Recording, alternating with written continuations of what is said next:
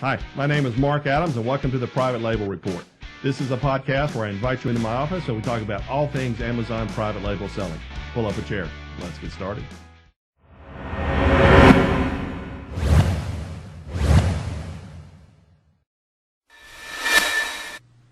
Hi, welcome to today's show. We're going to talk a little bit about inventory management today. So before we get started, I want to thank you whether you're watching on YouTube or listening on iTunes or even reading this on the blog post. One of the biggest questions I get, and one of the things that I think a lot of people simply don't talk about in the Amazon world, is really inventory management. I think so many people, especially in this digital era, come from a background where you're selling digital products. When you're selling digital products, you're really just reselling something that's in a binary code type of thing. There's no physical aspect to it. When you start to sell physical products, it is a whole different set of management issues involved in being able to manage your inventory and keep your inventories at the right level to be able to support the right amount of sales. Because what happens when you don't get this right, all your money ends up being tied up in inventory, and then all you're doing is switching your profits for inventory value and really never seeing any of your money.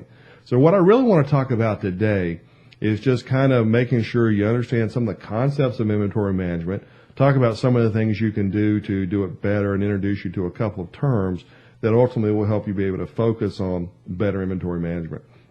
Way back, what seemed like a whole lifetime ago, I had a degree in economics. And one of the things that back then when I studied economics, you studied physical products. There were no really such thing as digital products at the time.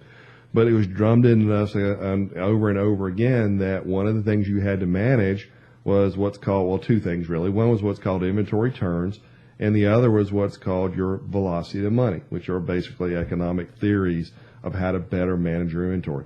Here's what happens to so many people is they go in, they'll buy their first product. Maybe they'll spend a couple $1,000s, get a couple hundred units, whatever it is. They'll go through those, they'll start to see an increase in sales, and to be able to support that additional amount of inventory, you've got to put your profits back into your inventory so you have enough inventory to support that. So you start out, you go through your first couple of months, you think, man, this is great, I'm getting a lot of sales, I'm getting up to 10 a day, 15 a day, 20 a day, I'm adding other products, whatever it is. You seem to be reinvesting everything back into the business. Your spouse is looking at it and says, I thought you said you were making money. I don't see anything different in the checking account. You say, hold on, but we're doing lots of business. And then, but by month 3, month 4, your sales have increased. You go out and you're having a nice dinner, you're celebrating. Your spouse says, now wait a minute, where's the money in the checking account?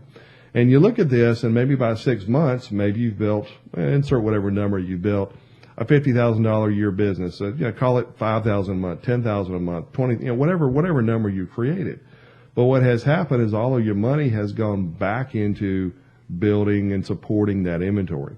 And if you can figure out a way to say, say you've got $100,000 in sales over, say, a period of time, and it takes you $50,000 to be able to support that inventory, you would literally have an inventory turn of 2.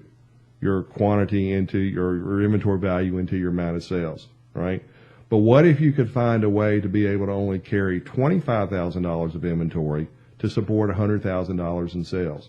Okay, you now in this case, this is what's called an inventory turn. How many times your inventory turns over to be able to match and support your sales? Obviously, the higher number of inventory turns, the less dollar figure you've got invested into your inventory, which leads to the second part of this, which is called velocity of money. And that's how many times money turns over when you sell a product, you reinvest it back in, and then to make money. So let's say in this example, you cut your inventory turns from 2 down to 4. 25,000 going to 100,000 4 times, right? So that would be an inventory turn of 4, right? It's typically done on an annual basis. We're getting a little more complex here than some of the things we talk about, but I think this is important for you to be able to process and be able to apply to your own business. Now, in this example, you've gone from 50,000 to 25,000. Well, the next question is, how are you really going to do that? Well, one of the things that people don't talk about in the Amazon business is how long it takes for you to be able to get your goods from China to the United States. Sometimes when you're dealing with a supplier, it takes them 6 to 8 weeks. Sometimes it's 2 weeks.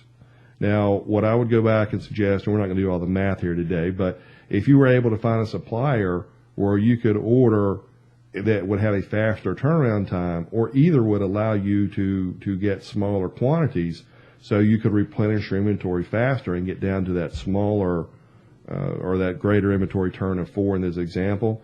That would free up $25,000 for you to reinvest back in your business or take as profit from your business, whatever you choose.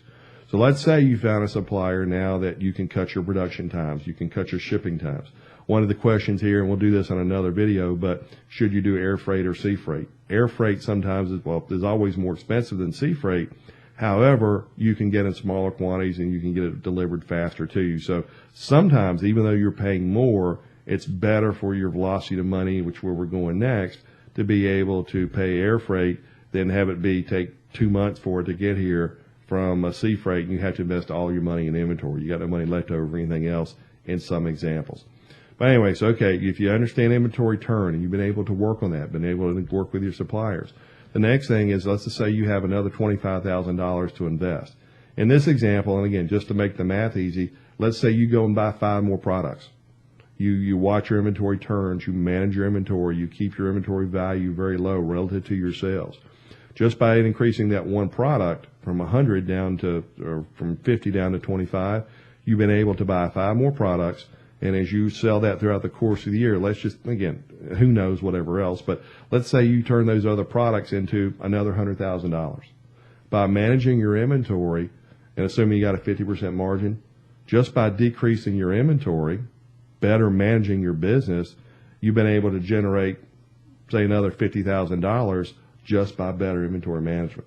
So these things can all get as complex as you want them to be. And this is really not a complex theory, but it's something a lot of people don't teach because I don't think they've ever gone through it and they really don't understand some of these economic principles, not only I studied, but also applied in some of my own physical businesses leading up to what I do now on Amazon. What you'll also find, too, is that if you can decrease these numbers, you're going to have a competitive advantage over all of your other competitors in regards to what you can price the item if you choose to go lower, which you shouldn't do. But if you do choose to go lower, you've got all types of options on being able to promote more than other people are. You're actually able putting yourself in a stronger, better position to compete in the marketplace. So anyway, I don't want to go into a whole lot of depth on this, but I just wanted to touch on the concept of inventory management because as you think through this, look at where your inventory value is now relative to your sales. I really like to think an ideal number in an Amazon sales scenario is somewhere $10,000 to $12,000. If you are doing $100,000 of sales, say over the course of a year and course of a period, and you got $10,000 in the inventory, that would be an inventory turn of 10, right? If you got $50,000, that would be an inventory of 2. So the higher your inventory turns, the better. Go back and ask yourself, what are your inventory turns? I'm betting most of you don't know that.